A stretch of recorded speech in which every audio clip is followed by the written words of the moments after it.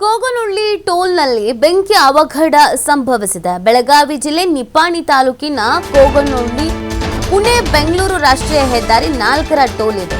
ಮಹಾರಾಷ್ಟ್ರ ಗಡಿಗೆ ಹೊಂದಿಕೊಂಡಂತಿರುವಂತ ಟೋಲ್ ಇದು. Lorry pass ಆಗುವ ವೇಳೆ ಡೀಸೆಲ್ ಟ್ಯಾಂಕ್ ಸ್ಫೋಟ ಆಗ್ಬಿಟ್ಟಿದೆ. ಡೀಸೆಲ್ ಟ್ಯಾಂಕ್ ಸ್ಫೋಟಗೊಂಡು ಬೆಂಕಿ ಹೊತ್ಕೊಂಡ್ಬಿಟ್ಟಿದೆ.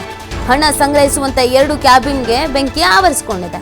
ಸ್ಥಳಕ್ಕೆ ಬೆಂಕಿ ನಂದಿಸುವ ಅಗ್ನಿಶಾಮಕ ದಳ ಆಗಮಿಸಿ ಬೆಂಕಿ ನಂದಿಸಿದ್ದಾರೆ.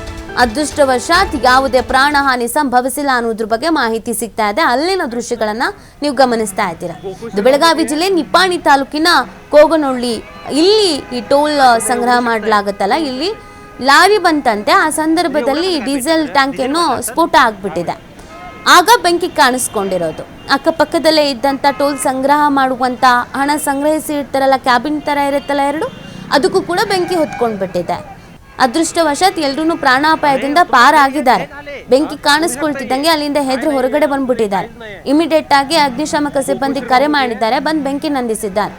ಎಷ್ಟು ಮಟ್ಟಿಗೆ ಡ್ಯಾಮೇಜ್ ಆಗಿದೆ, ಈಗ ಎಷ್ಟು ಹಣ ಸಂಗ್ರಹ ಆಗಿತ್ತು, ಹಣ ಎಲ್ಲ ಸುಟ್ಟೋಗಿದೆಯಾ ಅಥವಾ ಅದನ್ನು ಸೇಫ್ ಮಾಡಿದಾರಾ, ಲಾರಿ ಕತೆಗೆ ಏನಾಯ್ತು, ಎಲ್ಲದ್ರ ಬಗ್ಗೆ ಮಾಹಿತಿ ಸಿಗಬೇಕಾಗಿದೆ.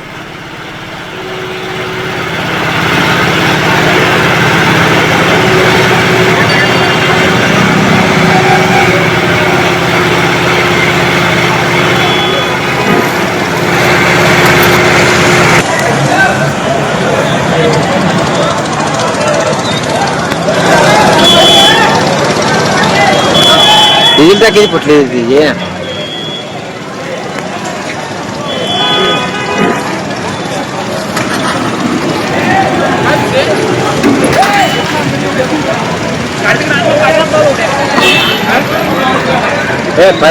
का चिट्टे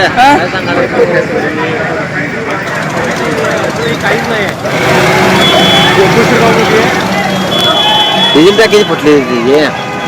तुमने उघडू शकताय.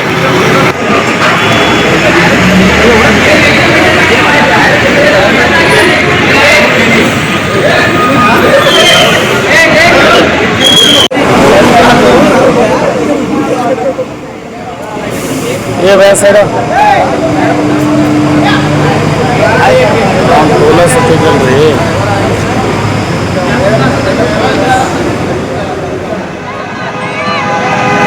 तुमने उघडू शकताय. ಈ ಬಗ್ಗೆ ಮತ್ತಷ್ಟು ಮಾಹಿತಿ ನೀಡ್ತಾರೆ ನಮ್ಮ ಪ್ರತಿನಿಧಿ ಶ್ರೀಧರ್. ಶ್ರೀಧರ್, ಸದ್ಯ ಅಲ್ಲಿನ ಸಿಚುವೇಶನ್ಸ್ ಯಾವ ರೀತಿ ಆಗಿದೆ, ಎಷ್ಟು ಮಟ್ಟಿಗೆ ಹಾನಿ ಆಗಿದೆ ಅನ್ನೋದ್ರ ಬಗ್ಗೆ ಮಾಹಿತಿ ಏನಾದರೂ ಸಿಕ್ಕಿದ್ಯಾ? ನೀತಿ ಈಗ ಏನು ಕರ್ನಾಟಕ ಮಹಾರಾಷ್ಟ್ರ ಗಡಿಯಲ್ಲಿರ್ತಕ್ಕಂಥ ಕುಗ್ನಳ್ಳಿ ಟೋಲ್ನಲ್ಲಿ ಬೆಂಕಿ ಅವಘಡ ಸಂಭವಿಸಿರ್ತಕ್ಕಂಥದ್ದು. ಇದು ಪುಣೆ ಮತ್ತು ಬೆಂಗಳೂರು ರಾಷ್ಟ್ರೀಯ ಹೆದ್ದಾರಿಯಲ್ಲಿರ್ತಕ್ಕಂಥ ಟೋಲ್ ಪ್ಲಾಜಾ ಅಂತ ಹೇಳ್ಬೋದು. ಇದು ಬೆಳಗಾವಿ ಜಿಲ್ಲೆ ನಿಪ್ಪಾಣಿ ತಾಲೂಕಿನಲ್ಲಿ ಬರ್ತಕ್ಕಂಥ ಇದು ಕುಗ್ನಳ್ಳಿ ಟೋಲ್. ಪ್ರಮುಖವಾಗಿ ಏನು ಬೆಳಗಾವಿಯಿಂದ ಏನು ಡೀಸೆಲ್ ಅನ್ನು ತುಂಬಿಕೊಂಡಂತ ಲಾರಿ ಏನಿದೆ ಅದು ಮಹಾರಾಷ್ಟ್ರಕ್ಕೆ ಹೋಗ್ತಾ ಇತ್ತು. ಆ ಒಂದು ಸಂದರ್ಭದಲ್ಲಿ ಏನು ಟೋಲ್ ಹತ್ತಿರ ಬಂದಂತಾನೆ ಆ ಒಂದು ಲಾರಿಯ ಏನು ಟೈರ್ ಬ್ಲಾಸ್ಟ್ ಆಗುತ್ತೆ. ತದನಂತರ ಆ ಒಂದು ಲಾರಿ ತನ್ನ ನಿಯಂತ್ರಣ ಕಳೆದುಕೊಂಡು ಆ ಏನು ಡಿವೈಡರ್ಗೆ ಡಿಕ್ಕಿ ಹೊಡೆಯುತ್ತೆ. ಆಗ ಬ್ಯಾಟ್ರಿ ಮತ್ತು ಏನು ಡೀಸೆಲ್ ಟ್ಯಾಂಕ್ ಇದೆ ಅಲ್ಲಿ ಮಧ್ಯೆ ಒಂದು ಸ್ಪಾರ್ಕ್ ಆಗಿ ಬೆಂಕಿ ಆವರಿಸಿಕೊಳ್ಳುತ್ತೆ. ತಕ್ಷಣವೇ ಟೋಲ್ ಪ್ಲಾಜಾದಲ್ಲಿದ್ದಂತಹ ಸಿಬ್ಬಂದಿಗಳಾಗಿರ್ಬೋದು ಮತ್ತು ಲಾರಿಯಲ್ಲಿದ್ದಂತ ಚಾಲಕ ಆಗಿರ್ಬೋದು ಕೆಳಗೆ ಓಡಿ ಬರ್ತಾರೆ. ತದನಂತರ ಇಡೀ ಟೋಲ್ ಪ್ಲಾಜಾದಲ್ಲಿ ಬೆಂಕಿ ಆವರಿಸಿಕೊಳ್ಳುತ್ತೆ. ಏನು 2ರಿಂದ 3 ಟೋಲ್ ಪ್ಲಾಜಾಗಳಿಂದ ಸಂಪೂರ್ಣವಾಗಿ ಬೆಂಕಿಯಲ್ಲಿ ಸುಟ್ಟು ಕರಕಲಾಗಿರ್ತಕ್ಕಂಥದ್ದು. ತಕ್ಷಣವೇ ಏನು ಸ್ಥಳಕ್ಕೆ ನಿಪ್ಪಾಣಿಯ ಏನು ಗ್ರಾಮೀಣ ಪೊಲೀಸ್ ಭೇಟಿ ನೀಡ್ತಾರೆ. ಜೊತೆಗೆ ಅಗ್ನಿಶಾಮಕ ಸಿಬ್ಬಂದಿಗಳು ಬಂದು ಭೇಟಿ ಕೊಟ್ಟು ಅದನ್ನು ಸಂಪೂರ್ಣವಾಗಿ ಬೆಂಕಿ ನಂದಿಸುವಂತ ಕೆಲಸವನ್ನು ಮಾಡ್ತಾರೆ. ಸುಮಾರು 1 ಗಂಟೆಗಳ ಕಾಲ ಇಡೀ ಪುಣೆ ಮತ್ತು ಬೆಂಗಳೂರು ರಾಷ್ಟ್ರೀಯ ಹೆದ್ದಾರಿನಿಂದ ಹೆದ್ದಾರಿ ಸಂಪೂರ್ಣ ಸಂಚಾರ ಇನ್ನು ಸ್ತಬ್ಧವಾಗಿತ್ತು ಅಂತ ಹೇಳ್ಬೋದು. ಯಾವಾಗ ಸಂಪೂರ್ಣವಾಗಿ ಬೆಂಕಿ ನಂದಿಸಿದ ಬಳಿಕ ವಾಹನದಿಂದ ತೆರವುಗೊಳಿಸಿ ಆನಂತರ ಸುಗಮ ಸಂಚಾರಕ್ಕೆ ಅವಕಾಶ ಮಾಡಿಕೊಡಲಾಗಿದೆ. ಇದು ನಿನ್ನೆ ರಾತ್ರಿ ನಡೆದಂತ ಘಟನೆ ನೀತಿ. ಏನು ಪ್ರಮುಖವಾಗಿ ಟೈರ್ ಬ್ಲಾಸ್ಟ್ ಆಗಿರ್ತಕ್ಕಂಥ ಹಿನ್ನೆಲೆಯಲ್ಲಿ ಈ ಒಂದು ಘಟನೆ ಸಂಭವಿಸಿದೆ. ಇದರಲ್ಲಿ ಯಾವುದೇ ರೀತಿಯ ಪ್ರಾಣ ಹಾನಿ ಆಗಿಲ್ಲ ನೀತಿ.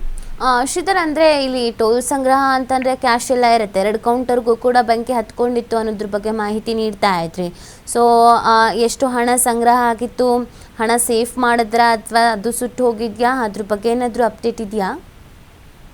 ನೀತಿ, ಈಗ ಏನು ದೇಶದಲ್ಲಿರ್ತಕ್ಕಂಥ ಬಹುಪಾಲು ಟೋಲ್ ಪ್ಲಾಜಾಗಳಲ್ಲಿ ಫಾಸ್ಟ್ಯಾಗ್ ಇರ್ತಕ್ಕಂಥದ್ದು. ಹಾಗಾಗಿ ಡಿಜಿಟಲ್ ಏನು ವ್ಯವಸ್ಥೆ ಇರ್ತಕ್ಕಂಥ ಹಿನ್ನೆಲೆಯಲ್ಲಿ ಆ ಟೋಲ್ ಪ್ಲಾಜಾದಲ್ಲಿ ಅಷ್ಟೊಂದು ಹಣ ಇರಲಿಲ್ಲ. ಯಾಕಂದ್ರೆ ಯಾವೆಲ್ಲ ವಾಹನಗಳು ಫಾಸ್ಟ್ಯಾಗ್ ಇರೋದಿಲ್ಲ ಅಂತವ್ರು ಮಾತ್ರ ಹಣವನ್ನು ಕಟ್ಟಬೇಕಾಗತ್ತೆ. ಅದು 2ರಷ್ಟು ಹಣ ಕಟ್ಟಬೇಕಾಗತ್ತೆ.